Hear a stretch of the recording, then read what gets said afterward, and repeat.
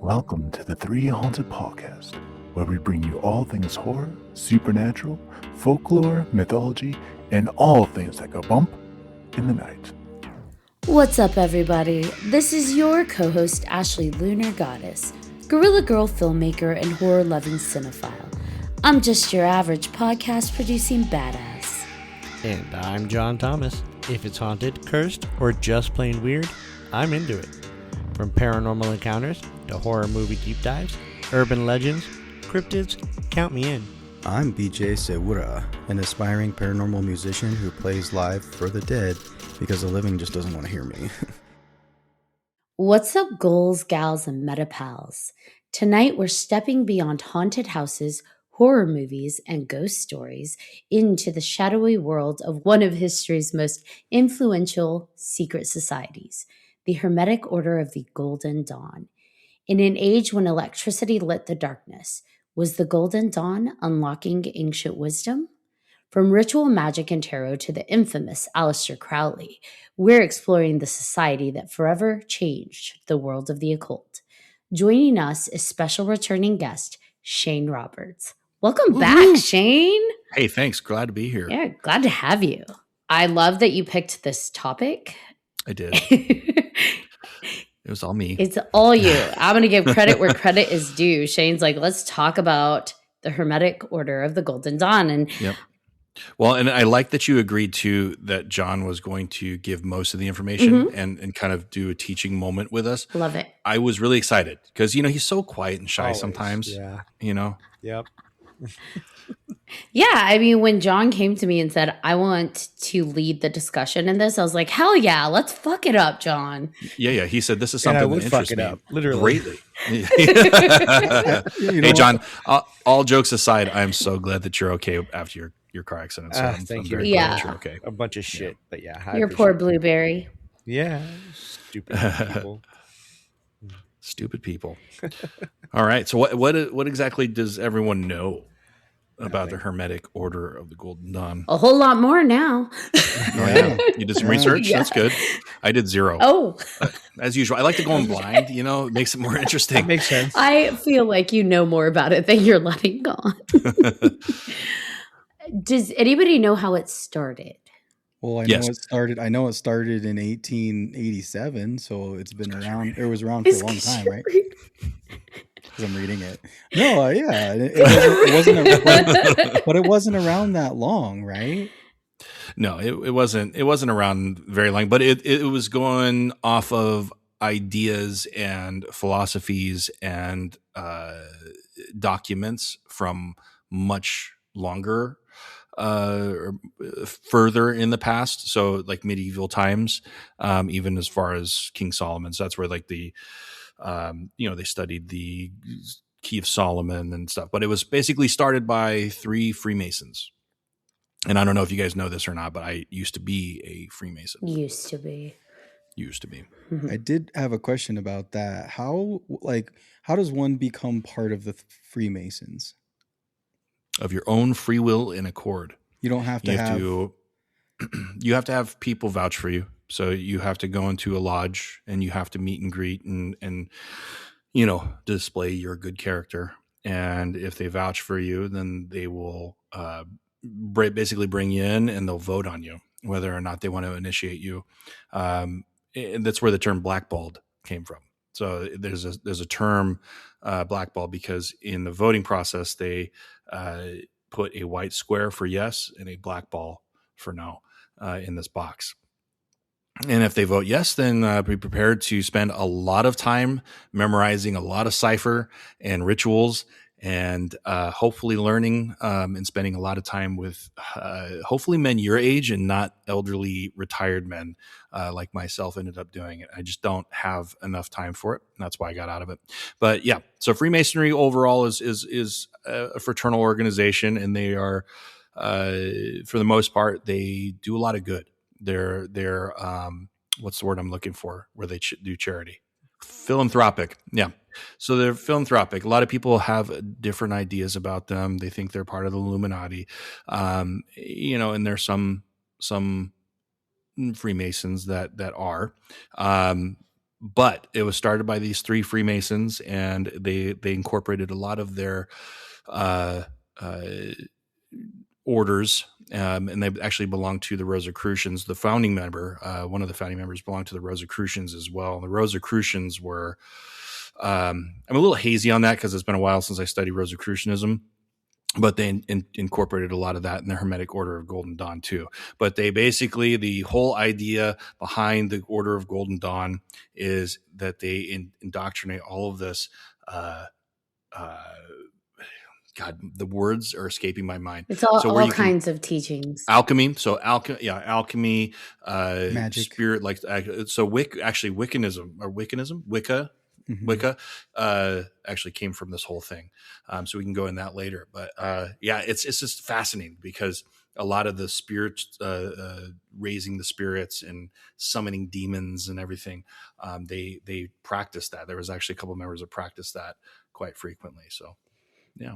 Yeah, I love the serendipity of talking about this topic because we just had an episode this season about the Fox sisters who they kind of precursored the Golden Dawn when it came to spiritualism, and the knocking and the seances were really big in the Victorian time around this time.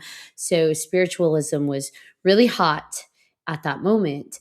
And I love that you have these three guys, William Westcott, Samuel Mathers, William Woodman in 1888, creating this Hermetic Order of the Golden Dawn. I love that you mentioned the cipher. You're going to have to go through a whole lot of ciphering because that's kind of what kicked all this off, isn't it? William Westcott received the cipher manuscripts, which are really the foundation of the Golden Dawn. And according to, the lore of this, because obviously he can't speak about it himself, he came into possession of a bunch of different types of documents, which were, all sorts of rituals and other guiding tools for what would eventually become this Hermetic Order that were called the cipher manuscripts because they were encoded. And so it really took all three of them to decipher these. And I know that I don't know if you guys noticed this, but in the research that I did, it was supposedly sent to him from a German Rosicrucian, Fräulein Anna Springel. But it's funny because depending what resource you look at, people take it as fact. Yes, it came from her. And others are like, hey, I actually think that Westcott or someone he was close to actually wrote those and sold it as this is something that was sent to him by this German Rosicrucian to start this Hermetic Order. What I find interesting about all of this too is that so Mathers, he was the mentor of what the hell's his name? Dude, I'm so bad right now with names of Crowley. So he was Crowley's mentor, and they were very almost like-minded, but they had a falling out, and so. I guess my point is all of these guys were kind of well-to-do, very intellectual people, very eccentric people, but they were higher on the social echelon enough to have access to all of these forbidden manuscripts and books and stuff that has been lost for centuries, right? And so they take these books and they take little bits of them and they take parts of them and they start making, we're going to make this our practice. And actually several of them, Crowley actually ended up publishing a book in spite. It was actually Mathers' book that he did. He published it without his permission and then took credit for it. But it was kind of like just a socialite, occult. It's just like when I picture what it might have been like, I picture like, you ever see the Sandman, the show The Sandman on Netflix? No, I never watched it. Yeah. So if you ever get a chance, it's kind of like just a bunch of people in a room and they have all the ritual stuff set up and they're performing these really crazy, just in-depth rituals. And they whether it's real or not, they believe it's real. So it's just very interesting. I wish I could have been a fly on the wall in a lot of those rooms. Well, given how much that they were actually pulling from different Hmm. teachings and incorporating in like Hermeticism, Kabbalah, alchemy, astrology, tarot, like it goes on and on and on. They just pulled from all of it. I mean, psychology, the fact that they're incorporating meditation so that they can transcend, it's like there really were so many different principles that they were pulling in from. I mean, even the fact they're using astrology. And I found it interesting when you read about how they created the initiation system and how the actual organization was structured, how you kind of level up, but it's based on the tree of life. It's just like, Mm. how did they even, like you said, fly on the wall? Who's in that meeting room? Like, I think we should really be based on the tree. Hmm. And, but also let's throw in some stars because, like, we're going to have the outer order, the inner order, and that's very constellation y. And it just what you Yeah. learn on each level, it's interesting. Yeah. Well, and the fact that it was so small too, there was only maybe a couple hundred members at once. It's Freemasonry, as secretive as it is, it's much, much larger. It's a global expansive. So the Hermetic Order of the Golden Dawn didn't last too long, and it didn't have too many members, but a lot of their drippings can be found now, with a lot of their manuscripts that they published. And it's because they're so well to do, they were so upper echelon, of the society, socialites and stuff like that. And then, I mean, you look at one of the members, he created a well-known tarot deck. Mm-hmm. And then, and then there was a playwright, and it's just, who can forget Crowley? So it's just the who's who of occult members, And also just like famous authors. Yep, famous authors, a person that created the Book of Shadows and then eventually created Wicca. That's crazy. Yeah. I just keep thinking about, like, who are these people? I mean, like, how do they have all this information? Are they, like, I keep thinking, like, back of my mind, like aliens are involved somehow. Like, because you're talking about Freemasons. You're talking about astral. So Freemasons, right? There's astral travel involved with this group too. Oh, yeah. And it's like, what do you know about astral travel? Like, what? Yeah. Like, how is that a thing? And yeah, and honestly, it's like you think about it, like today, we're so out of touch with stuff like that, right? Back then, that's what do you have to do? There's nothing to do except for that, right? And so if you hyper, like, they're probably all autistic to some point, or there's other words for it now, hyper-focused. so where they just hyper focus on certain things, and it's like that's all you got to do. So now they're going as deep as you can go on all of these occult topics and subjects, and out of it sprung that Hermetic Order Golden Dawn, and then a lot of it branched out to other things. But it's like it's amazing, Well, I think you have to look at too, like what's going on in the world at that time. I mean, you really do have the X-ray machine coming into play. You have electricity being incorporated in. And so a lot of the unseen is becoming seen, right? We learn that you can see through the human body, and you learn that electricity can be used versus fire. So there's a lot coming to light, pun intended. Oh, yeah. And I think that really does do something to thinking people. I mean, it's not a surprise that most of the people that are involved in the order are artists, philosophers, and spiritualists, and people that really are leaning towards abstract modalities of thinking. And it's fun, right? You get them all in a room, and it's not a surprise. It's elite society because that's who can afford education. That's who can afford to go and take these trips to learn these things, because how else are they going to know about Egyptian symbolism and Egyptian lore and Egyptian rituals other than you got some anthropologists in the room? Right, exactly. There's a lot of people, the right people, if you will, getting together to start embracing all of this, because even the tarot at that point was more so being done like as a gimmick trick and not really taken seriously as it has become in the modern practice of tarot. But like Shane was saying, someone went further. They expanded the tarot based on the stars. They expanded the tarot based on symbolism from other religions and spiritual beliefs to create what was the name of the tarot deck that fellow created? Do you guys remember? I'm going to Google fact check myself. Rider-Waite-Smith tarot deck. Yeah, that's what it was.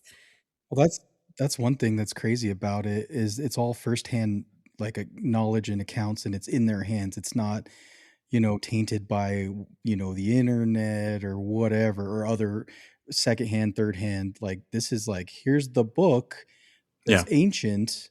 And they republished some of them so they could be accessible to the public, which is great.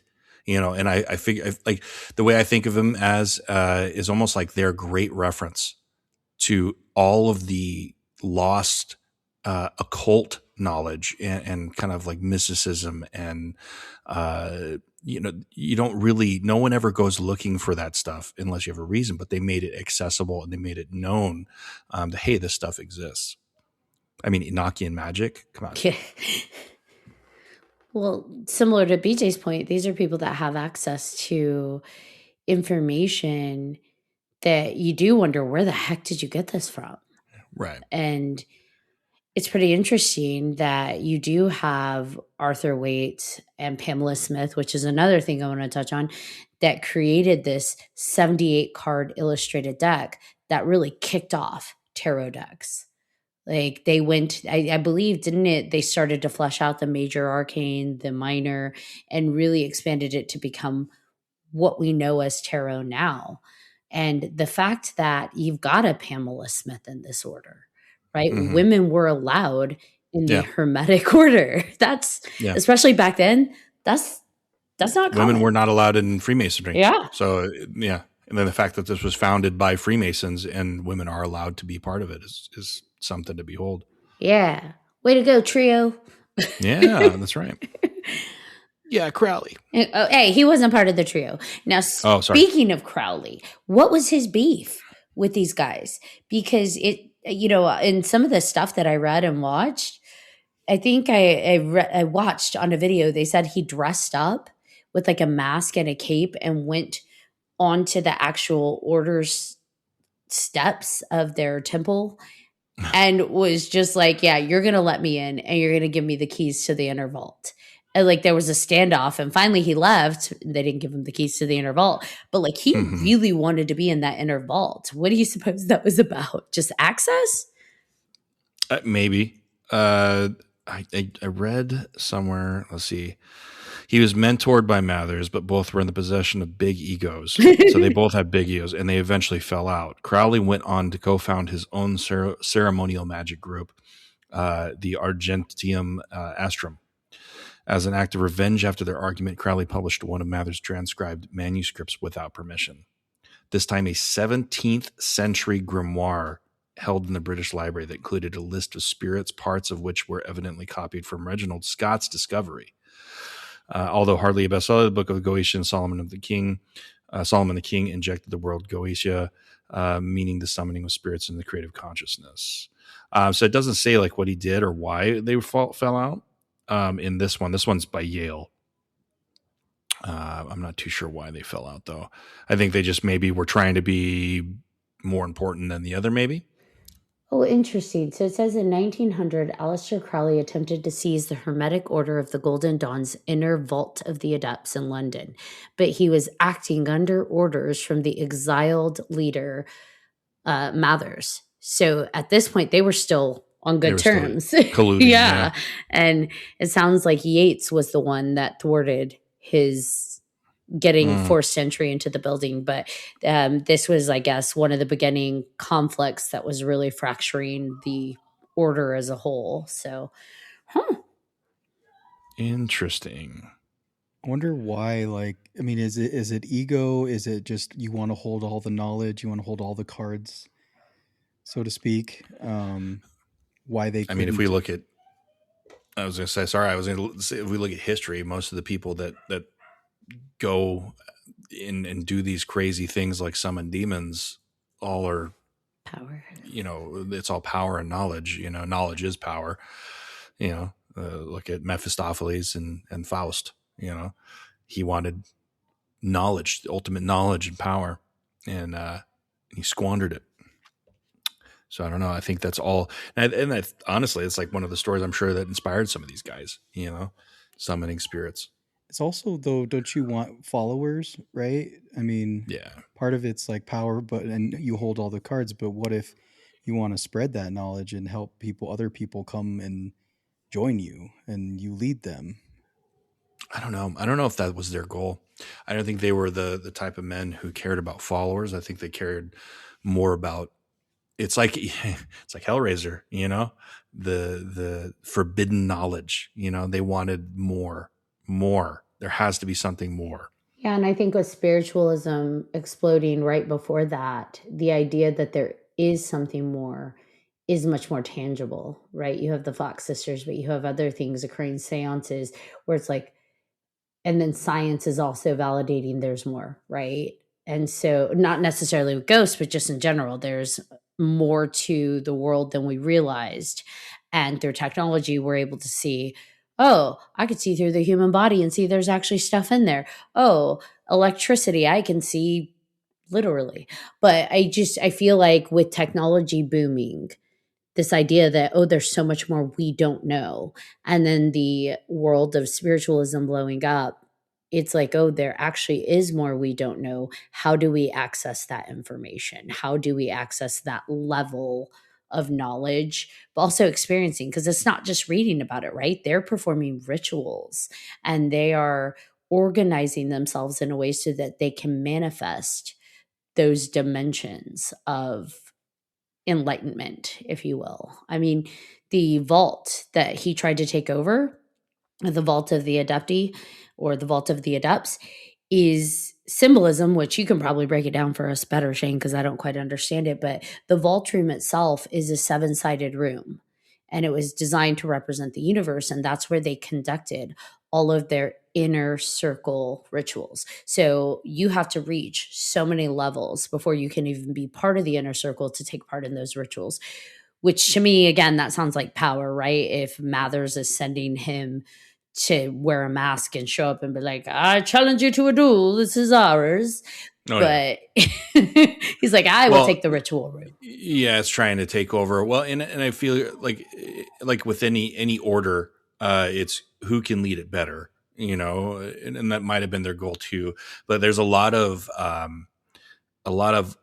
ideology from Freemasonry in this. So Freemasonry, I mean, when you think of Freemasons, the whole idea behind Freemasons was that people could go into a secret place, a meeting place, and discuss ideas and discuss knowledge that would otherwise have been forbidden back then. When you think of like Freemasons, when this technological revolution is happening right before their very eyes, there's really no need to discuss forbidden, ideas anymore, other than maybe what they were discussing in the Hermetic Order of the Golden Dawn. So that's why these three Freemasons, it makes absolute sense that this Order of the Golden Dawn came from three Freemasons, because they want more. They want more. There has to be something that's forbidden out there that they can, there's got to be something like, oh my God, Enochian magic. It's supposed to be, it all derives off the language of the angels, right? Alchemy, something that nobody has grasped or mastered yet. Essentially the whole goal is to make gold out of whatever material. So they want more. It's knowledge. Knowledge equals power. So I think, BJ, you're correct where it is power, but I don't think followers was their goal. I think the ultimate knowledge was their goal. Do you think there was some kind of influence pushing them, or like if any of them had experiences? I haven't done as much research on this, but like with the afterlife, like they talked about astral travel, are they falling in? Are they meeting people, like meeting spirit guides? Is that a thing? Is it something that something in the background is kind of pushing them, and then they took whatever they wanted and then made it kind of their own because of their own ego? I mean, I honestly think that they were being pushed by their own egos, and maybe spiritual forces were pushing them or nudging them in the right direction, I'm sure. But I mean, if you look at certain aspects of the order, some of it was spiritual conjuring, conjuring demons. So part of the key of Solomon is how to summon each individual demon. What are their names? What are their symbols? I'm only up to 7. How do I summon them and not die in the process? And that's part of it's just like almost 25% of their order, of the ideology behind their order. So I think they were trying to, hey, let's combine all of these beliefs. Let's delve deeper than anyone's, delved before. And I don't think they achieved it. Maybe certain people have. I mean, honestly, we never know. They thought one of their members never died and achieved immortality. So this reminds me a lot of Penny Dreadful, the Victorian society that is bringing in people from all over because it was a society. And so people are traveling, they're mingling, they're going to parties. The spirituality is coming up because, it's taboo. It's like an Eyes Wide Shut, but with spiritualism and occult. Right. And I think that's what happens when you get these individuals who have had so much education in these topics, in symbolism, in math, in theology, and just different psychology, philosophy. You start to get them all in the same room, and I think things organically start to blend a bit, right? And it is fun to look at the way that they ordered their system, their initiation system, and how you progress up through as a member, because even that makes sense. If you believe that magic can actually occur, it makes sense that you start intro level, you got to learn symbolism, you got to go learn tarot, astrology, geometry, and how that applies to sacred spaces, meditation. And then as you level up to the inner order, now you're allowed to practice ceremonial magic, Enochian magic, spirit work, scrying. And that makes sense, right? In theory, because before you can do any of that, you have to understand what goes into the ritual. You have to understand the symbolism behind it, the geometry behind it, and all of the elements that comprise of those rituals. Otherwise, the rituals mean nothing. So at least that made sense. But back to what you guys are talking about, who's deciding these are the rituals? Because these are new. Like you were saying earlier, Shane, this isn't stuff they're following. This is the book that's being written that everything else jumps off of afterwards. Right. Yeah. And they did start a lot of stuff that's still in existence today. Movements. I mean, Wicca has been known for how long? I mean, ever since they created it, Wicca is a huge movement with witchcraft. But I don't know much about it because I don't really follow Wiccan, ideology. But I never knew that. I thought Wicca was much older than that. But the fact that these guys were behind that movement is also something crazy. Modern tarot, definitely, that's their influence. Yeah. They had the full 78 cards. 78? It's crazy. Yeah. It's quite interesting. Now, in your experience as someone who did go through Freemasonry to an extent, was when you're presented with like something that is in a cipher or that you have to cipher, how are you learning how to cipher those things? Is it just taught? What those symbols mean? You have to have a mentor, and then you're taught on what those words mean, and then you have to memorize the rituals and rites, and then you have to go through that ritual and rite to progress. See, what happened with me is, I went into a lodge that wasn't anybody my age, unfortunately, and I got kind of thrust into several officers' positions, one after another, and you have to memorize so much, and then you're losing the meaning behind each one of those positions if you're just hurriedly going through, because there's no spot, no person to fill that spot. So it burned me out. And the reason why I joined was because of that. The reason why I joined was probably because these guys, the same reason why these guys made the Hermetic Order, the Golden Dawn, is because I wanted to see what else there was out there. I wanted to see, hey, this is secretive. I want it. I want in. I want it, I want to be a part of it. I want to see what the connections it gives me. I want to see, and when I got what I needed and it didn't really do what I thought it was going to for me, I stopped.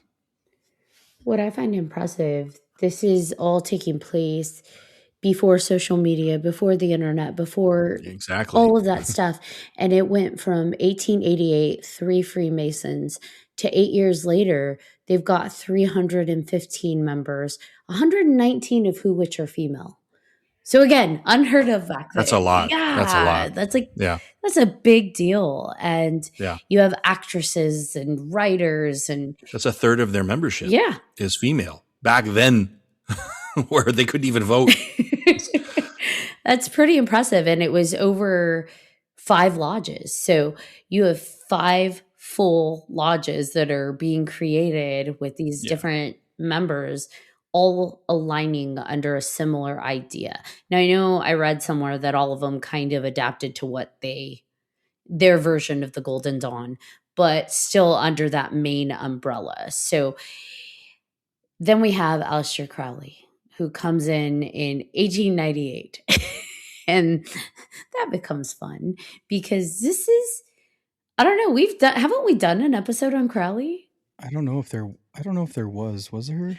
I know we brought him up a few times, but I don't think we've done like an actual Mr. Crowley.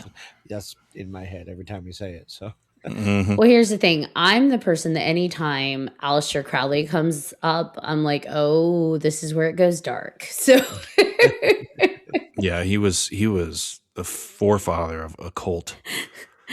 He's definitely the guy who tried to hide under the guise of fiction. I mean, his whole Moonchild book of, I'm not actually doing that. It's just a book. If I were to create a demon child. And it's like, oh, he actually was. You find out later he actually was. Yeah. I just love that. If I were, this is how you would do it. Wink. He is the one that made, was it him that made the ocean demon with what's his name? Cthulhu? Call of Cthulhu? Yeah. When was H.P. Lovecraft's era? Was that before or after the Golden Dawn though? After. It was one of the Golden Dawn members influenced him, and I can't remember the name. Arthur, I don't know how to say his last name. Arthur Machen was actually an author, and he helped inspire the horror genre anyway within writing. So he influenced H.P. Lovecraft as well as Stephen King. So interesting. Yeah. A Welsh author. Okay. Yeah, see, the Golden Dawn, it was just a collective of all these occult megaminds. Which also begs the question, like, what happened? Like, why would it, with all of these people, these big influential people, again, is it just because of their egos that it didn't survive? Because it seems like you had so many powerhouses of intellectuals gathered together that could keep it moving forward, right? Short of like killing each other, but I guess... Okay, well, you're a screenwriter, BJ. Imagine being in a room with 12 screenwriters, all creatives, no production people whatsoever. And you say, make a movie. And you don't have Quincy Jones going, leave your ego at the door. Yeah. Like, because that's essentially what we're looking at. We're looking at, and the bigger you get, the more this is going to become a thing. You are looking at a room full of creatives who all think their way is the right way. Anything I can do, you can do better. Yeah. Or wait, vice versa. And when it comes to abstract thinking, like, you have everybody trying to, this is how this should go. And I think from what I read, that is ultimately what started leading to the dismantling, is that the argument of how it should be ran, how it should be, how the different things should be executed. And toxic masculinity. Hey, you got girls. Build the order. Oh, that's true. This is true. But then if you look at, like, I forget who it was, but someone then went on to create a different order and tried to literally Crowleyize the whole order and try to, like, yeah. He did a lot. He really just kind of puts his inky tar on everything. You would Yeah, think he's with just all gonna- the different things that they're doing that ego would be something that they'd be like, yep, we can't have that to achieve these things that we want to achieve. To astral travel, we can't have, I don't know, right? Like I don't know if that's a thing, like if you have to, or does it Doesn't help? it take ego to believe you can, though? To believe you can transcend beyond your flesh. It's like a catch-22. I What guess what probably. motivates you to be a screenwriter? That's true. No, you're not wrong. You believe you can write a bitchin' ass screenplay, right? Hell yeah. John, Sure. what motivates you to look as good as you look? You know, somebody's got to do it, right? Fuck Might yeah. as well be you. There it is. There it is. There it is. Ashley, Gotta be what me, for motivates sure. you to hip thrust There it is. women in the gym? Wow. Yeah, So that much guy. context. So much context. Honestly, I think when it comes to spirituality, the moment you take the stance of I am going to lead others down this path, whether it be philosophy, whether it be spirituality or anything beyond, there is a level of ego that's in there. Like I can do it the right way. And also, Yeah. what I'm saying is truth. So you need to listen to me. You will listen to me and people will align to it. Otherwise, it would be a solo practice and not an order, not a lodge. And so I do think that, especially when it comes to stuff like this, where you've got rituals and occults and you think you can transcend, and maybe they did, there is a high level of ego. To me, it's almost the idea of godhood, that what I believe, what I know is fact and truth, and others will align to it and follow me in that path. It's a damn Yeah. shame. And I think I that's work with something somebody like that. I've been looking at a lot with the like people are starting to wake up, if you believe in that kind of thing, right? Like with how things are going lately, just to how the world actually is, and there's ego in that too, right? It's like, oh, I'm fully awake. You need to be awake like me, but like, Yeah. here's I'm better than you because I'm awake. You know, it's that judgment, right? And I think that's a bad thing as well, right? I'm enlightened. You're not. Yeah. And I don't always think it's an intentional judgment, because I've had people approach me that way where they're just like, I learned something new. Now I'm going to teach it to you because you have to want to enlighten. You have to want to be that way. You should listen. And that drives me nuts when someone's like, you need to listen to me because I know this. And it's like, ooh, and this is the truth, and you need to accept that as the truth. So yeah, I think you see that when it comes to stuff like this. Is that all the basis of it? No, but I think that's where you start to see the disputes and the conflicts, is that it's whose truth is the truth, whose direction of how it needs to go is the direction. And when you have three leaders starting it, Yep. that's already going to be interesting, right? Hey, I got triplets. I know how three people can argue. Exactly. Yep. And then you add more. Then you have the Mhm. lodges with their many leaders, and you have the inner circle. Because that's the hilarious part. That's how Mathers got ousted. He was one of the founders, right? But eventually, when they created that inner circle can vote you out. And they voted him out. And of course, then he's like, Crowley, get him, demon boy. Yeah, and I feel like the order did not have the foundation and the history as, you know, like Freemasonry did. So when you have a lot of regulations and standards and you know, the way to do things, it's already set up for you way before they started in Freemasonry, and the order is baby. You know, they're just creating it. So when a lot of those egos clash, a lot of the different lodges clash, you know, there's not all these rules and regulations set in foundation or stone yet to anticipate some of this stuff. I mean, they might have maybe stolen a couple things from the handbook, you know, but you know, I don't know. I feel like they were their own worst enemy when it came to this stuff. But man, did they leave a legacy? Sure did. What do you think, John? Yeah.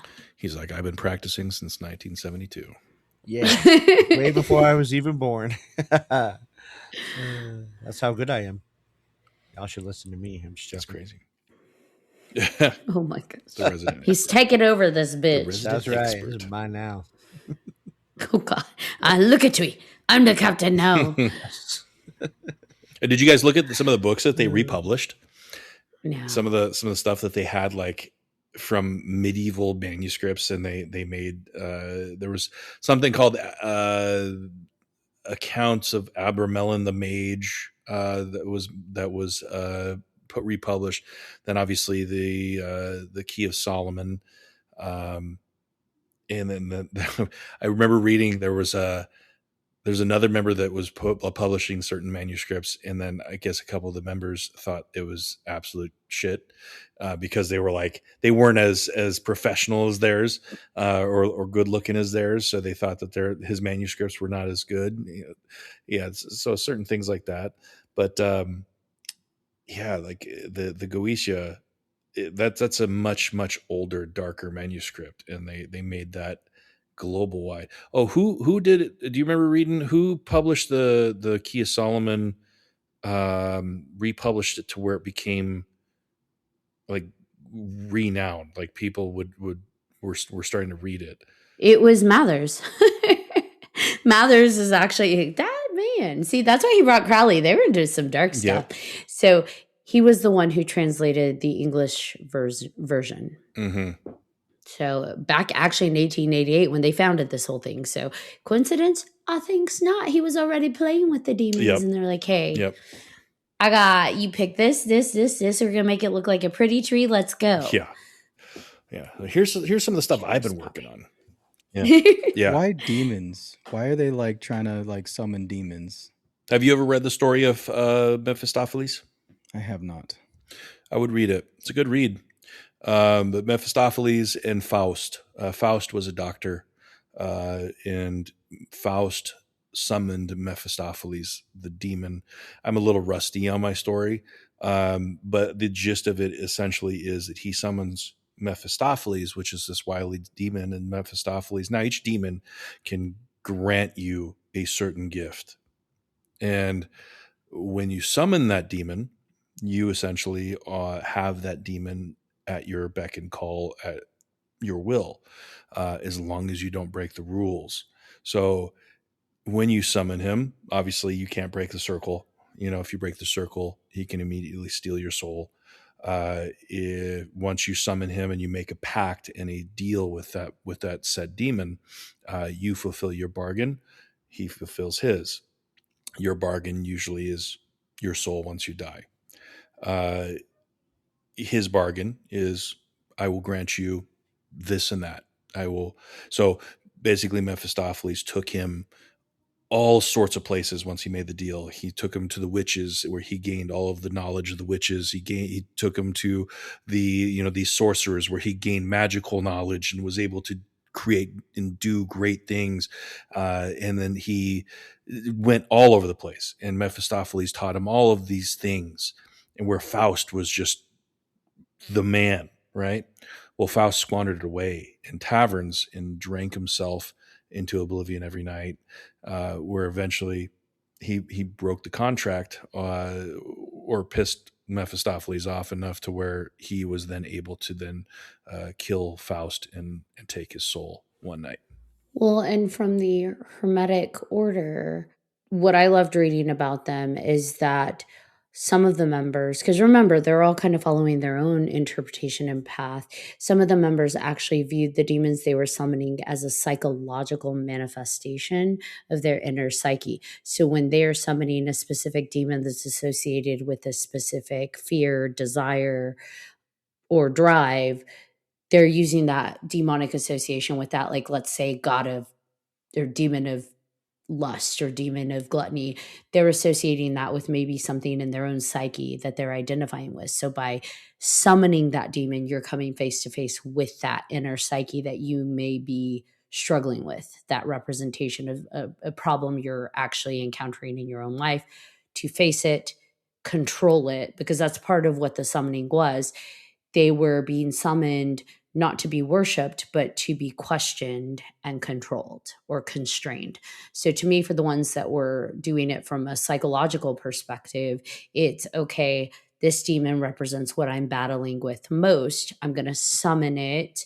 It's going to come up, and then I'm going to address it, face it, defeat it head on. Now, some they're summoning for knowledge because there are, and we've seen this when JL came onto our episode, when he talks about why he summons demons. It's the idea that they represent specific knowledge sets that you're trying to learn more about. Yeah. If you ever read, so if you ever get a chance, I would also highly recommend looking into the Key of Solomon. Read it. Also, the Dictionary Inferno. Those are two great manuscripts that were written a very long time ago, but they go in depth on what each demon does and can grant you, what they're in charge of. So as the summoner, you essentially have an idea of what you're, so if you have a goal in mind, like, hey, I want massive wealth, or I want knowledge over animals, those are things that these demons can grant you specifically, but they want something in return always. And human nature always is under the impression that we can control them, and you can never control them. And with what Ashley's saying, it's come almost like you're trying to control yourself, but you can't, right? Like if you can't control your own demons and your own, getting through your own trauma or whatever it is that you're dealing with, then it will take over. It will take your soul. It will maybe not take your soul, but you'll die without ascending or any kind of growth, maybe, right? Yeah, that's what it kind of sounds like. They're all trying to grow in some way. Or learn more. Yeah, I was going to say, it kind of reminds me of our paranormal game that we made up too. Facing. Oh yeah. Yep. Facing your elevator demon. Yep.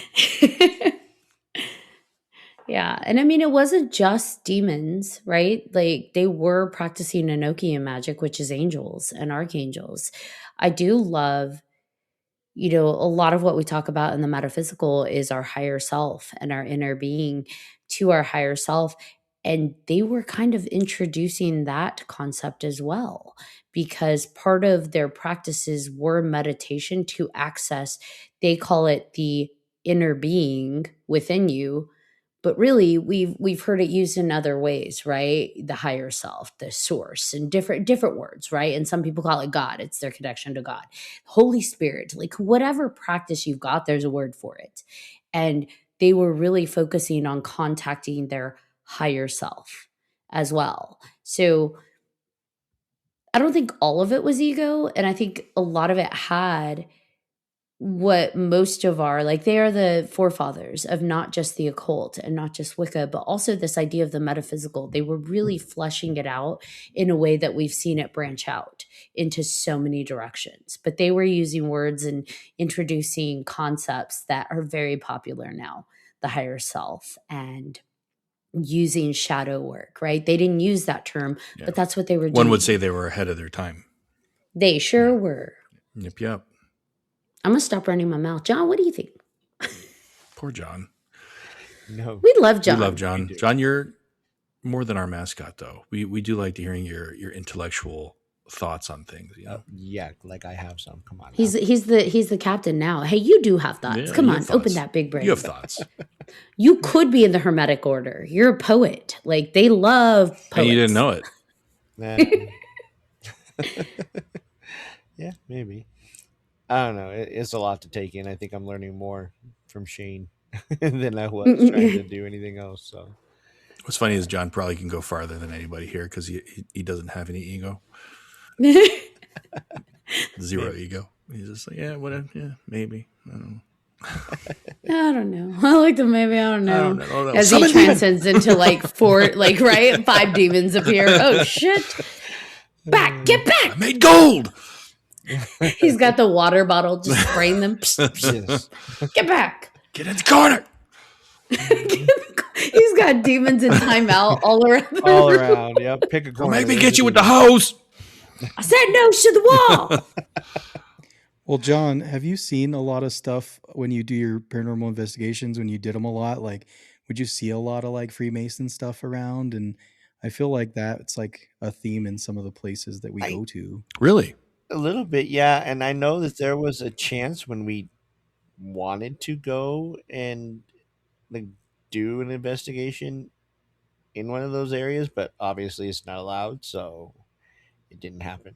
But I think I've seen a few things here and there. But yeah, Wonder why that is. Why there's like some places that, because I went to Canyon City not too long ago, and there was a cemetery full of Freemasons, and I thought that was pretty interesting.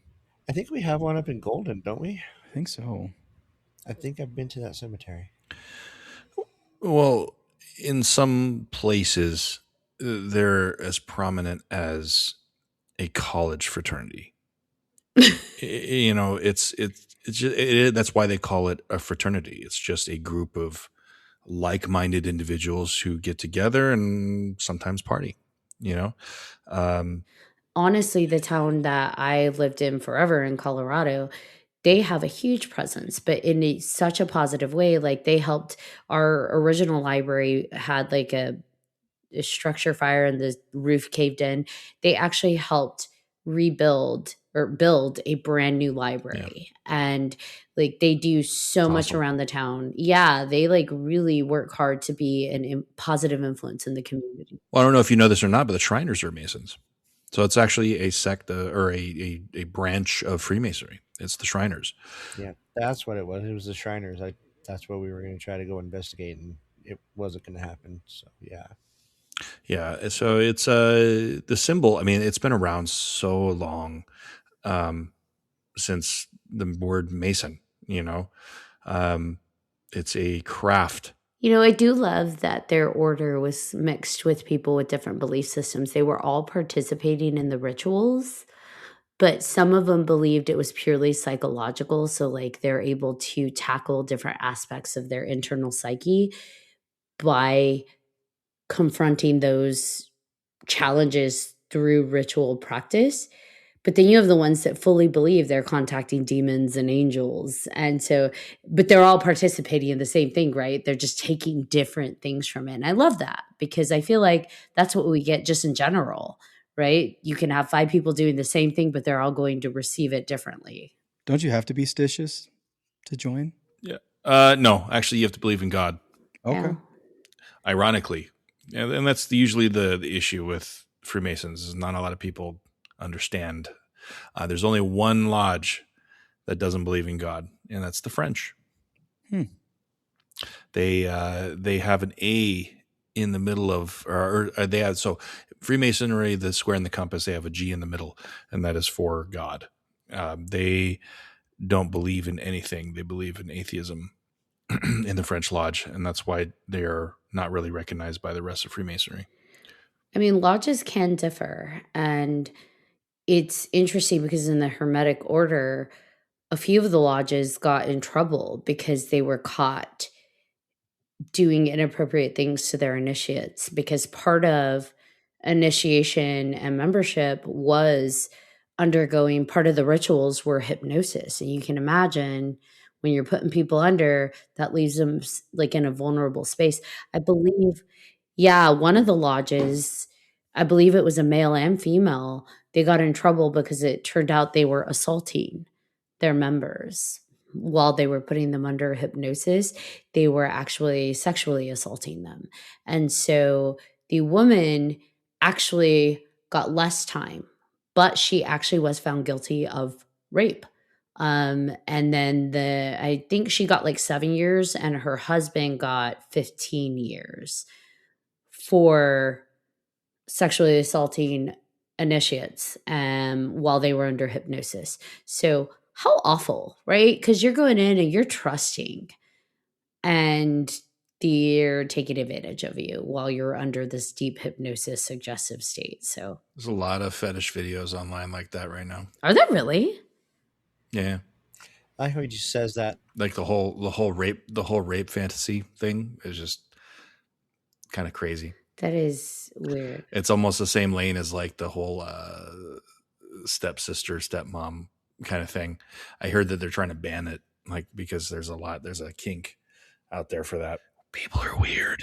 I do like that they were being held accountable, though, because you Yeah. speed forward nowadays and organizations that are doing inappropriate things to their members oftentimes fly under the radar for so long, and then they get like a slap in a wrist and, well, we're going to relocate you to this order or this. Especially when they're privileged, like Yeah. the upper echelon of society. Like, Yeah. And in this case, you had the people that the inner circle of that lodge. You are the leaders of this lodge, and they're being held fully accountable, which, that's good. holy cow, that's great. Especially being in elite Victorian society at that time. Like, hey, we can learn from that right now. I wonder how much crazy, depraved shit that we just really don't know about, though, happened. Like, we're talking about an order that worked in mysticism and demon summoning and spirituality and alchemy, and I'm sure there's blood magic going on. But Like, come on. that's not crazy. Blood magic? Yes, blood magic. So I agree with you, and I think the higher you went to be in that heptagon room, I imagine there was a lot of stuff going on in that inner vault that we'll never know about. How else would Crowley come in and elevate so quickly into that inner circle? Mm-hmm. So Mm-hmm. someone like Crowley, they were doing some fucked up stuff. Yeah, I saw a picture of, I forget who it was. I think it was I forget, it was one of the members, but they were in full like get up doing a ritual of Isis, but it looked very like ancient Egyptian. The picture. Yeah, the Egyptian symbolism within their practices is really interesting because I'm curious what inspired them to specifically incorporate such strong symbolism from Egyptian practices. Because at that point, there really are other cultures and other spirituality at play, but that one seemed to be pretty prevalent in the symbolism. So I wonder what it was specifically about the Egyptians that they gravitated to. Well, one of them. So remember the book I was talking about, Mathers, when he did he produced a translation of the book of the Sacred Magic of Abramelin the Mage. Mm-hmm. That was a French manuscript from around 1700, kept in the Bibliothèque d'Arsenal in Paris, and supposedly the work of a medieval Egyptian adept. Oh, I see. While Mathers practiced ritual magic with a passion, another leading member of the Golden Dawn, Arthur Edward Waite, was far more interested in Christian mysticism. And that's where probably the Enochian magic came about. But Enochian is like, I may be incorrect, but I believe the language that the Key of Solomon is written in, a lot of the names and letters are Enochian, or they're supposed to be angelic writing. So they may be using the same language to summon demons as well. After all, they are fallen angels. And I wonder how much like getting into this affects their dreams, because that's a big thing too. Maybe they're dreaming in these symbols too on top of it. Like whatever, all the stuff that they're putting in their heads, they're thinking about it nonstop. They don't have all of these distractions like we have. They're, like you said, hyper focused on these things, and then they're just drawing stuff in, right? And it's just adding fuel to the fire of whatever they're doing. Yeah. Absolutely. Well, part of their practices actually was dream work, which that's pretty cool. They were encouraged to dream journal and practice magic that would incorporate their dreams. So they really were pulling from so many different, and they practice elemental magic, which, that obviously led more towards the Wicca path, I assume, but they are paganism. But yeah, they were really like incorporating so much into what they were doing, because everything that I read seemed to really emphasize, they had a lot of emphasis with Egyptian symbolism, elemental magic, the Enochian magic, and just this general incorporation of psychology, which I find fascinating. I love that they were pulling in psychology into all of this. Because to me, it's kind of like it grounds things out, right? If you can ground out magic. Yeah, and I might have been a way to differentiate what was real and what was not, so that they could get a proper interpretation of what they were experiencing while they were practicing these things.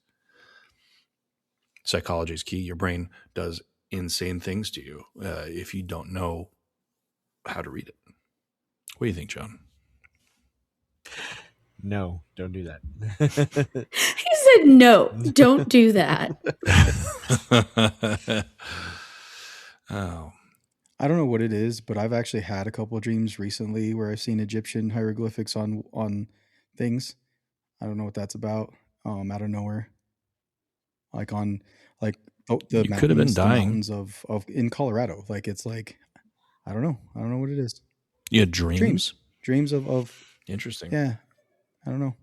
I was like, you have dreams? Dreams of hieroglyphics are crazy. Right? You would think. I woke up. I was like, that was really cool. I was on my way to do something creative, but also like just cliffside mountains in Colorado, just covered. This is awesome. That'd be wild. Do you dream journal? Always. Yep. Yeah.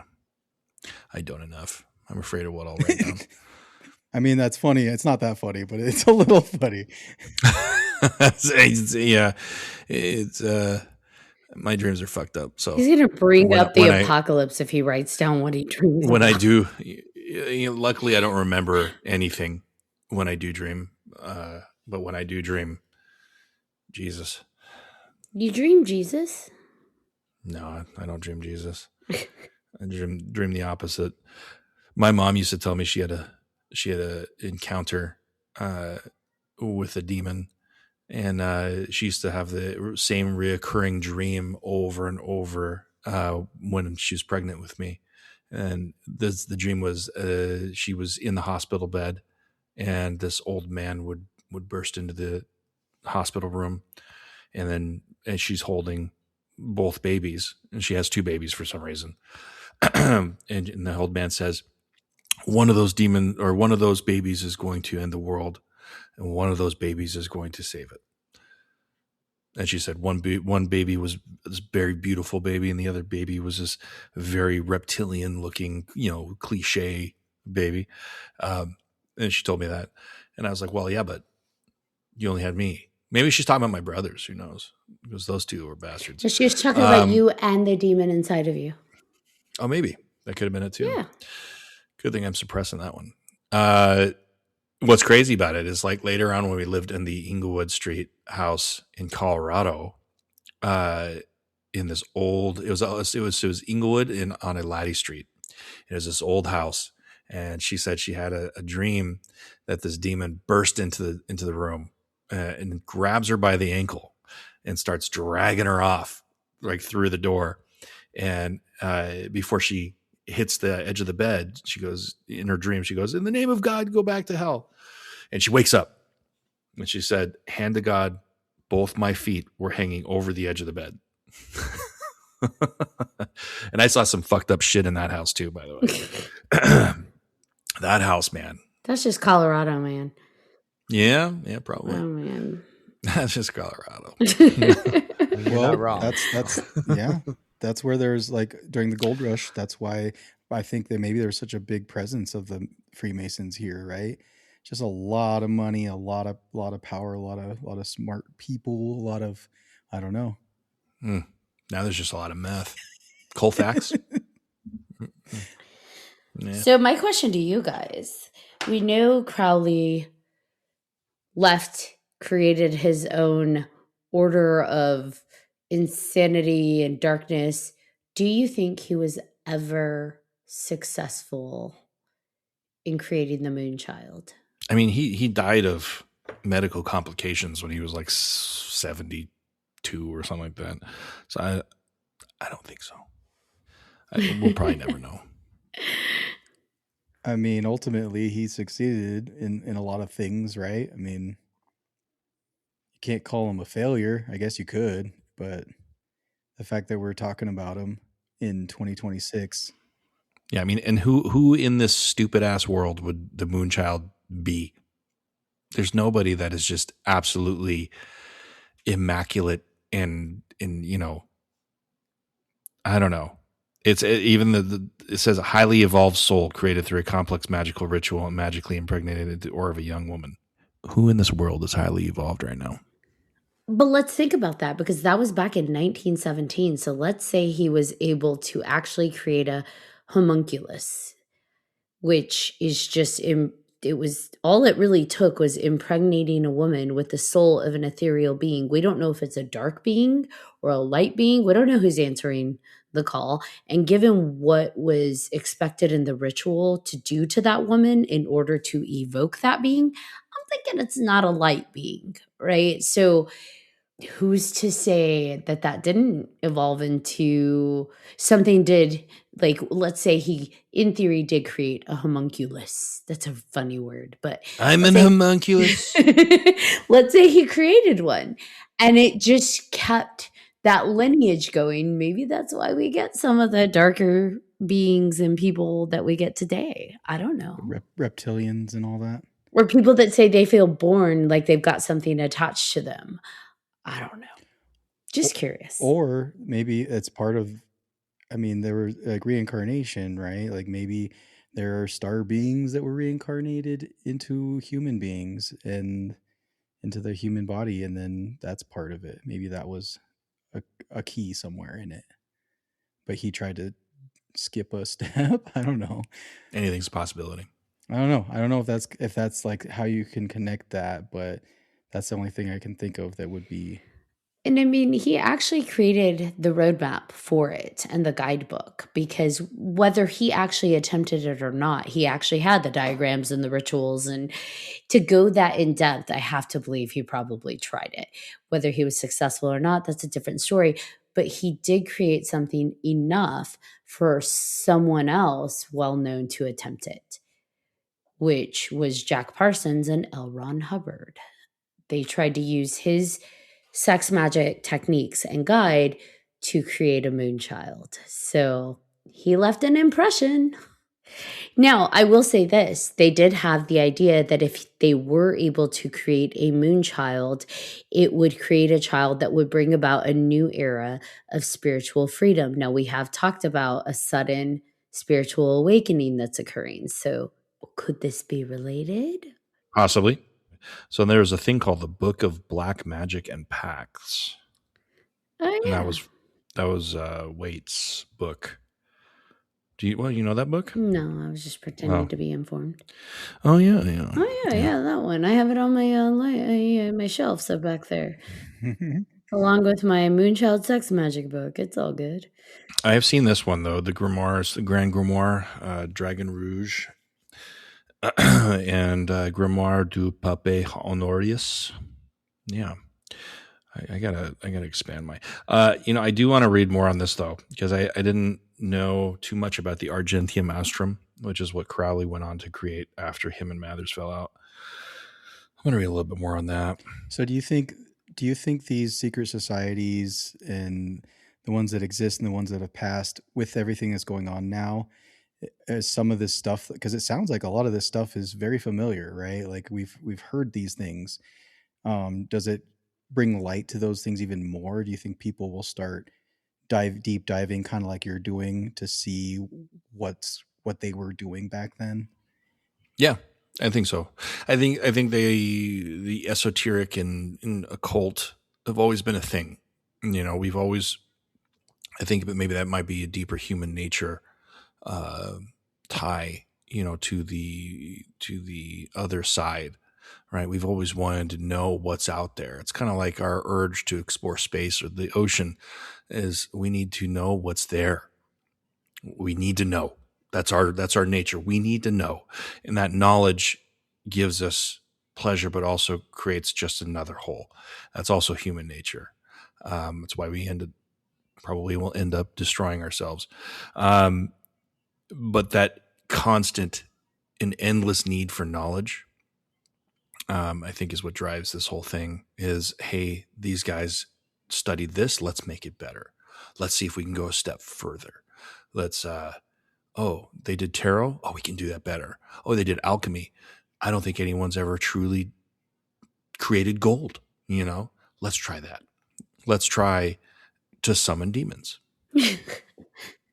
Or triplets. Oh gosh. Or triplets. triplets. But that's what you did, Shane. Okay, we're on to you. The thing, Maybe Luna. the thing, Maybe. that's why you named her Luna. The thing I appreciate about the Hermetic Order of the Golden Dawn is that it showed us, it continues to show, right? If you research it and really start to put a picture together of what exactly was going on, egos aside, conflict aside, humanity aside, for me, it was a moment in time that we can see science, religion, psychology, literature, and the metaphysical paranormal all woven together. They can work together to start to create these concepts that obviously are enduring. They last, they're still present in different ways. And I think they all speak, like the reason there's so many different concepts in this one order is because I think each piece speaks to the layer of complexity that we are as humans. We're not just a psychologist. We're not just a spiritualist. We're not just a mathematician. We are all of those things and all of those questions. And I love that this order is able to show those things can be put together.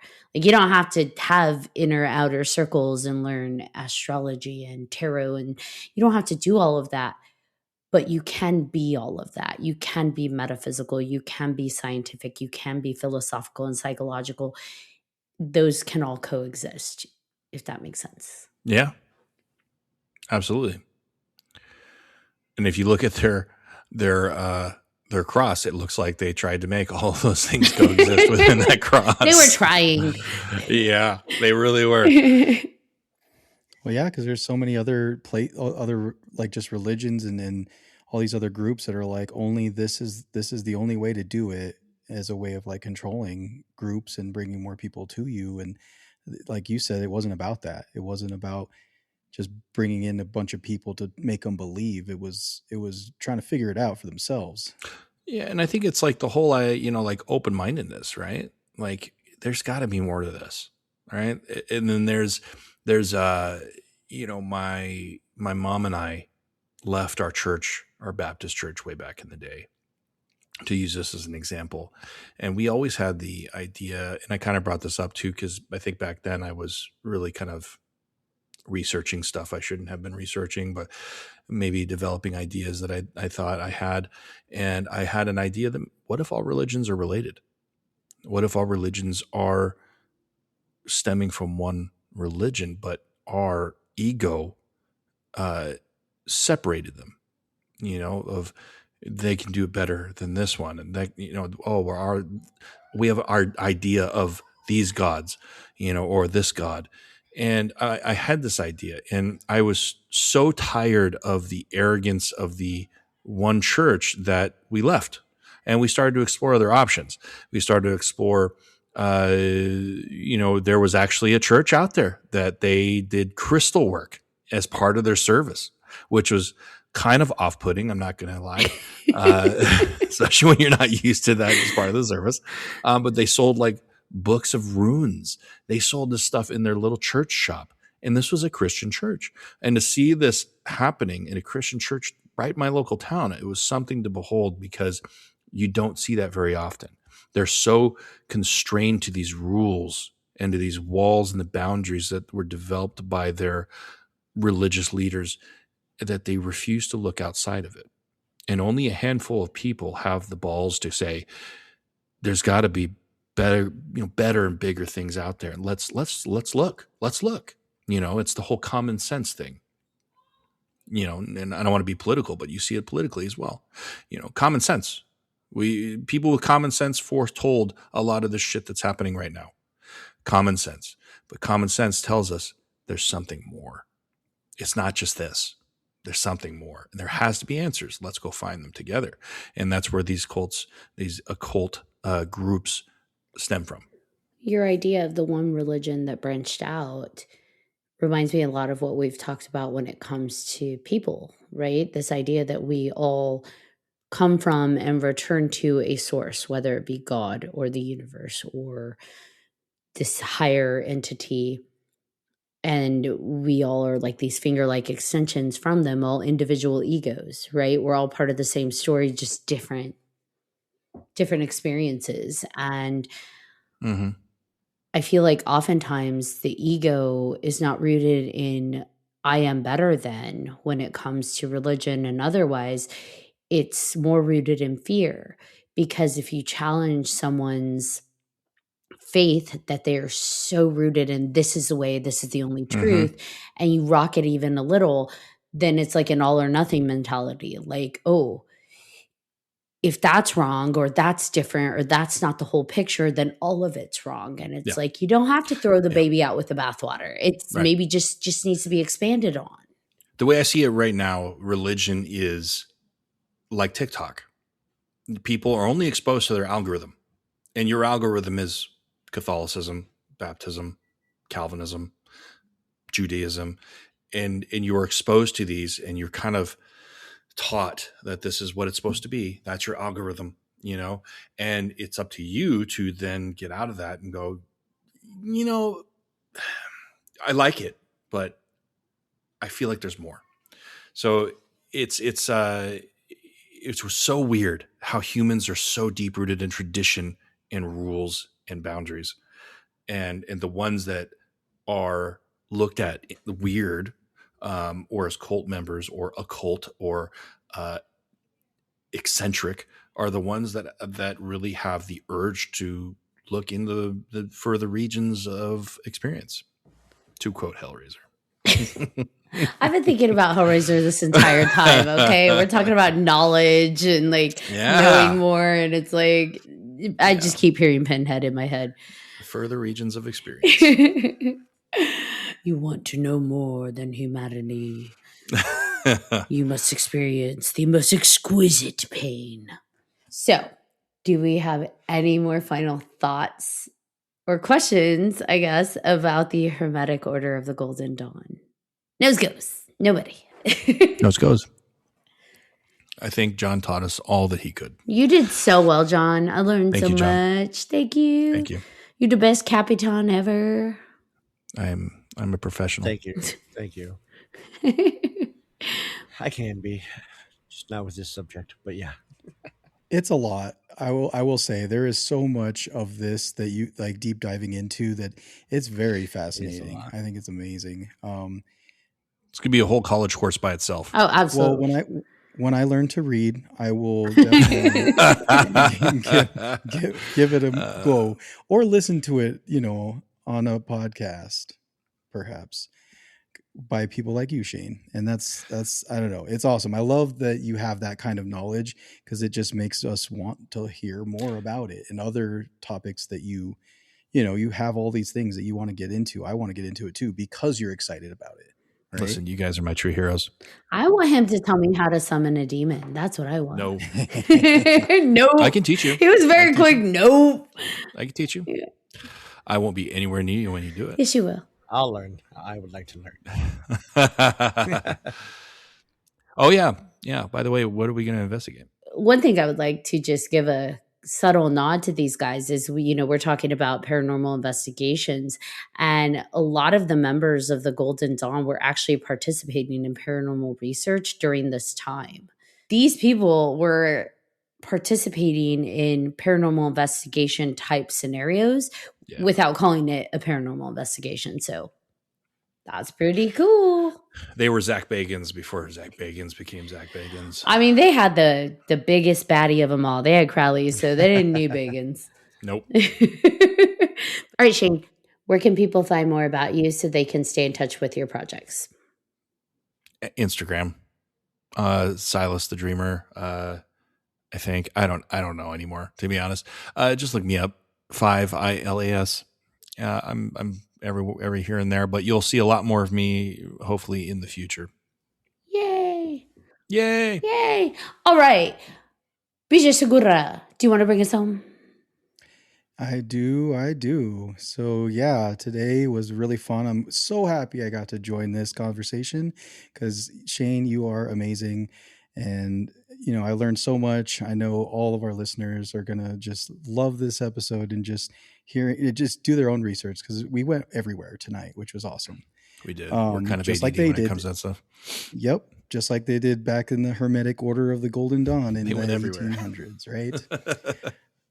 But yes, thank you all for tuning in to this episode of 3Haunted Podcast with your hosts. I'm BJ Segura.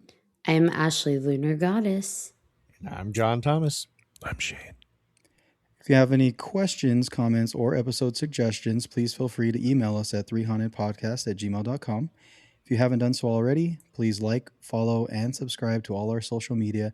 You don't want to miss our amazing guests like Shane. Cracks me up. Also, if you can't get enough of Shane, like we can't get enough of Shane, he is our longest returning guest. So please feel free to go back and look for any episode with Shane. It's always fun. And while you're there, or if you need help looking, check out 300podcast.com, where you will find all of our past and current season episodes, as well as guest information and all kinds of awesome 3Haunted merch. I love you guys. We love you too. Until next time. Woo!